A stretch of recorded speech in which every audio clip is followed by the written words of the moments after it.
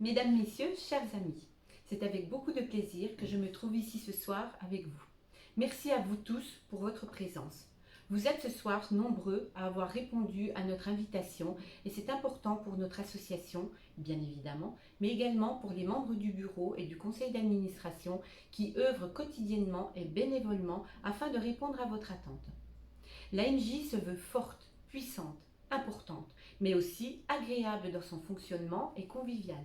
Pour preuve, nous avons le plaisir d'avoir parmi nous d'anciens membres du bureau du mandat précédent. Monsieur Bernard Mamet, notre ancien président, Françoise Benoît et Roger Ray. Merci à eux d'être parmi nous.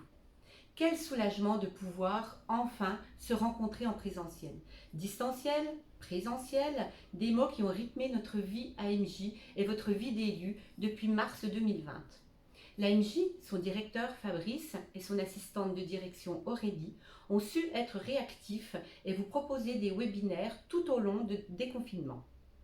Vous avez si bien pris goût à ces webinaires que nous avons décidé de les faire perdurer, comme a pu l'évoquer le vice-président à la formation Christian Bretin. Je n'y reviendrai donc pas.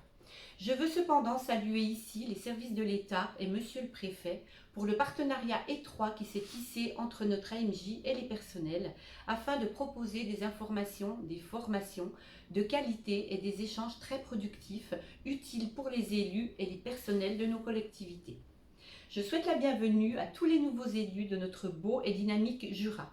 Maires, adjoints, conseillers, présidents de communautés de communes, d'agglomérations, vice-présidents, sans oublier tous les élus qui œuvrent au quotidien dans nombre de syndicats scolaires, des eaux, d'assainissement, de collecte des déchets et ce, au plus près de nos habitants.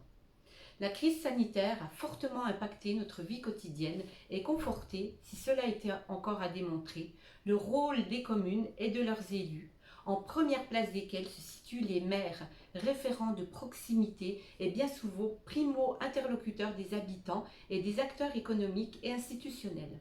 Un récent sondage informe que pratiquement 75% des Français font confiance à leurs maires qui représentent le ciment de la nation.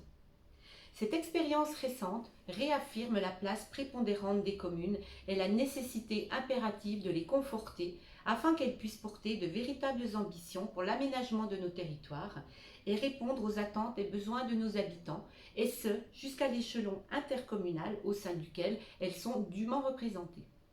Ces divers échelons intercommunaux, communautés de communes, communautés d'agglomération, syndicats, de par leurs compétences diverses et variées, sont un soutien au quotidien pour le développement économique de nos territoires, mais aussi, bien évidemment, pour la gestion des services aux usagers dans de multiples domaines, enfance, santé, vieillesse, culture, social, sport, etc.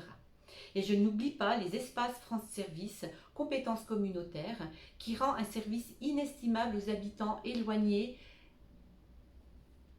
des techniques numériques. Excusez-moi. En effet, l'exigence de proximité du service public auquel nous sommes attachés et que nous défendons impose d'aller au-delà du nombre d'habitants desservis et de prendre en considération des réalités économiques, climatiques et géographiques, et donc des temps de parcours et des déplacements. L'AMJ, Association des maires et présidents d'intercommunalité du Jura, est présente à vos côtés afin de vous aider dans votre tâche quotidienne d'élu, maire, président, adjoint, vice-président, conseiller. Elle met à votre disposition ses compétences propres, un directeur et une assistante de direction, et celles de l'Association des maires de France et présidents d'intercommunalité, l'AMF, des avocats, des juristes, pour toute question à caractère aussi bien administratif et ou technique que juridique et ou financier se rapportant à la gestion communale et intercommunale. L'équipe administrative de l'AMJ va d'ailleurs s'étoffer puisque nous allons accueillir au 1er décembre Apolline, qui sera chargée plus particulièrement de la mise en place des formations en intra, c'est-à-dire dans les communes ou dans les intercos, à leur demande et sur des sujets choisis par elles. Une nouvelle répartition des tâches rendra encore plus efficients les services, conseils rendus aux adhérents de l'AMJ, si cela est possible. L'AMJ, au-delà de son rôle d'organisme de formation agréé, c'est une représentativité dans toutes les instances départementales, régionales, nationales. Ce sont des élus qui vous représentent au sein des commissions DETR, CDCI, CDPNAF, CODERS, Comité de massif, etc.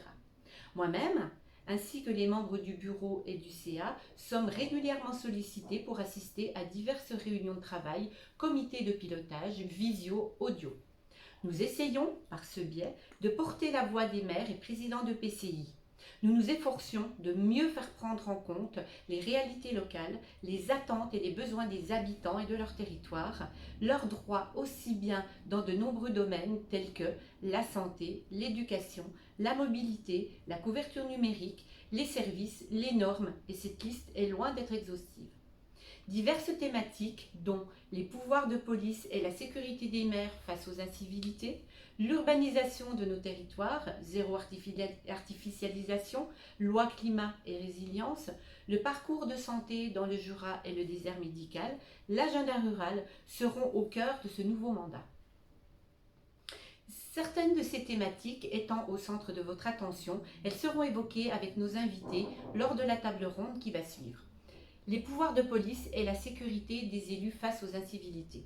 Comme vous avez pu le constater en préambule de l'Assemblée générale, vous avez été sollicité afin d'intégrer dans nos statuts un point ayant trait aux incivilités à l'encontre des élus. Lutter contre les violences perpétrées à l'encontre des élus locaux, agissant dans le cadre de l'exécution de leur mandat et ester en justice pour que soient respectées les dispositions législatives et réglementaires qui les protègent. L'AMF a d'ailleurs lancé un observatoire décliné au niveau départemental pour faire remonter les faits de violence physique et verbale à l'encontre des élus. Je vous rappelle donc que l'AMJ sera à vos côtés et qu'elle pourra se porter partie civile dans toute plainte ou pour toute action que vous souhaiteriez mener au pénal. La loi Engagement et Proximité de décembre 2019 ouvre des pistes et la circulaire de Monsieur le garde des Sceaux constitue une avancée, mais pas suffisante. En effet, nous enregistrons de plus en plus d'agressions à l'encontre des élus. Récemment, la MJ s'est portée partie civile afin de soutenir un adjoint ayant été violenté par un administré. Une peine exemplaire a d'ailleurs été prononcée à l'égard de l'individu, en comparution immédiate. Je ne me réjouis pas pour autant, mais le verdict a le mérite d'être exemplaire.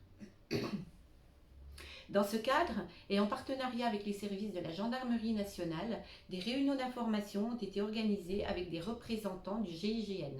Ils ont pu donner des éléments concernant la posture que doivent adopter les élus face à des personnes agressives. Urbanisme.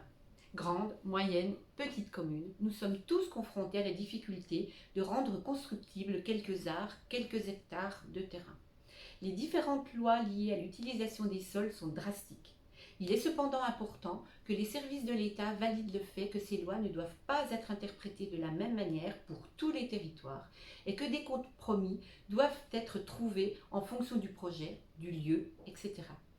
Les personnes qui souhaitent s'installer à la campagne ne veulent pas d'un terrain de 400 m², 600 m². Ces surfaces vont créer des problèmes de promiscuité qui devront être gérés par les maires encore.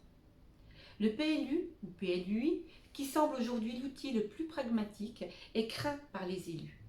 D'ailleurs, ces documents ne sont quelquefois pas validés par les communes pour une compétence communautaire en raison de la minorité de blocage. Les bureaux d'études, recrutés par les collectivités pour les aider à mener à bien ces dossiers, sont quelquefois encore plus sévères que les services de l'État.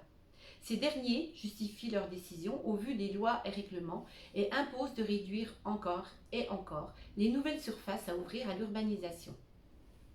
Il faut que les services comprennent que les communes n'ont pas toujours la main sur les dents creuses, qu'il faut impérativement valoriser.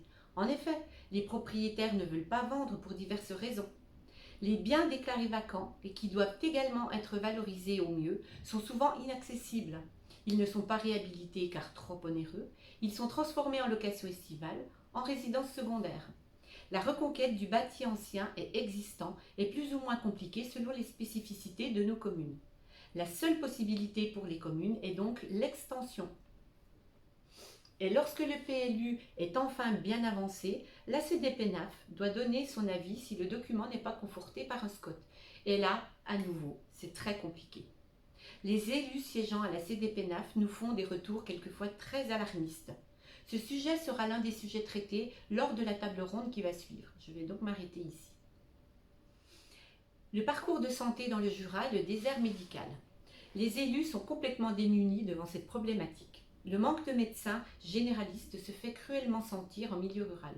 Les villes semblent attirer plus facilement les candidats à la reprise de cabinet, mais encore. Et qu'en est-il des spécialistes? Les campagnes publicitaires concernant le cancer du sein nous sensibilisent à des contrôles réguliers, mais 6 mois d'attente pour un rendez-vous gynécologique ne semblent pas compatibles avec ces préconisations. Dans le cadre de l'agenda rural, il est prévu la mise en place de cabines de télémédecine pour pallier à cette absence, notamment de spécialistes. Nos usagers ne sont pas prêts à de tels fonctionnements et ne sont pas égaux devant l'accès numérique. En effet, les connexions Internet seront-elles suffisamment performantes? L'État, en concertation avec les associations de maires, se penche sur cette problématique et d'autres par la rédaction d'un agenda rural. Siégeant dans le comité de pilotage chargé de l'étude et la rédaction des grandes thématiques de l'agenda rural pour le département du Jura, il me semble important de vous faire un retour de nos travaux. Les grands items retenus sont: faire des territoires ruraux des économies dynamiques, fer de lance de la transition écologique, accompagner les élus ruraux dans la revitalisation de leur territoire, faciliter l'accès aux services publics et à la santé, accompagner et promouvoir la jeunesse, rapprocher le numérique de tous les habitants des territoires ruraux du Jura, renforcer et verdir la mobilité dans les territoires ruraux, améliorer la vie quotidienne pour les habitants des territoires ruraux. C'est d'ailleurs dans ce cadre que l'AMJ a pu bénéficier d'un contrat VTA, volontariat territorial en administration. Le temps qui m'est imparti est trop court et ne me permet pas d'évoquer la précarité énergétique à laquelle seront confrontés une partie de nos habitants. L'école et l'éducation, la répartition des compétences au sein des différentes collectivités, les finances de ces dernières et notamment les problématiques rencontrées par les communes forestières. L'ACOFOR, Association des communes forestières, s'est d'ailleurs approprié cette thématique et nous remercions ici son président Michel Bourgeois.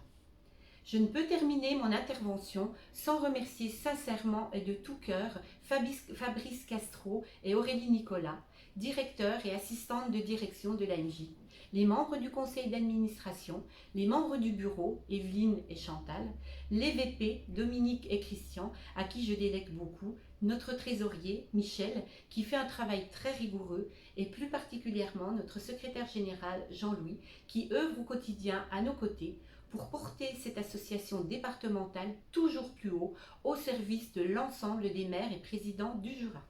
Je vous remercie de votre attention je vous remercie, pour votre attention et votre présence nombreuse pour ma première assemblée générale en tant que président.